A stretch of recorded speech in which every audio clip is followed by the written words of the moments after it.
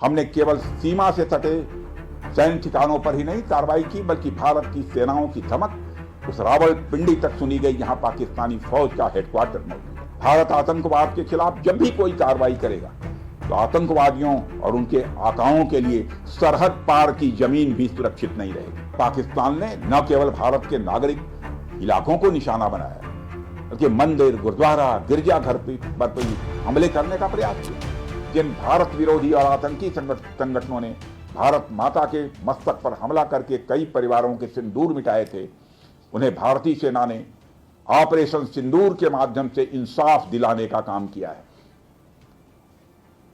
और इसके लिए आज सारा देश भारतीय सेनाओं का अभिनंदन कर रहा है। ऑपरेशन सिंदूर सिर्फ एक सैन्य कार्रवाई भर नहीं है, बल्कि भारत की राजनैतिक, सामाजिक और सामरिक इच्छा शक्ति का प्रतीक है।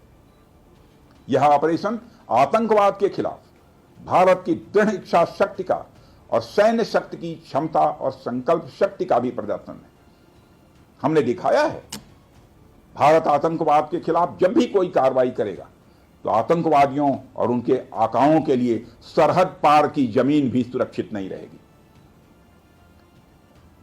भारतीय सेनाओं ने ऑपरेशन सिंदूर को पाकिस्तान में मौजूद आतंकी ढांचा ढहाने के उद्देश्य से लॉन्च किया था।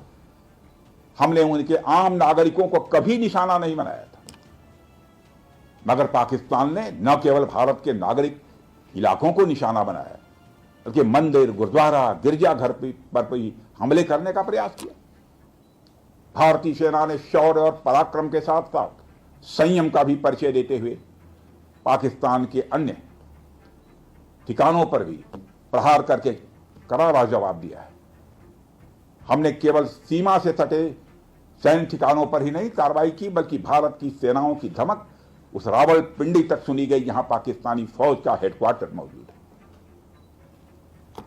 मित्रों, भारत में आतंकवादी घटनाएं करने और कराने का क्या अंजाम होता है, यह पूरे विश्व ने उरी की घटना के बाद देखा, जब हमारी सेना ने पाकिस्तान में घुसकर सर्जिकल स्ट्राइक की।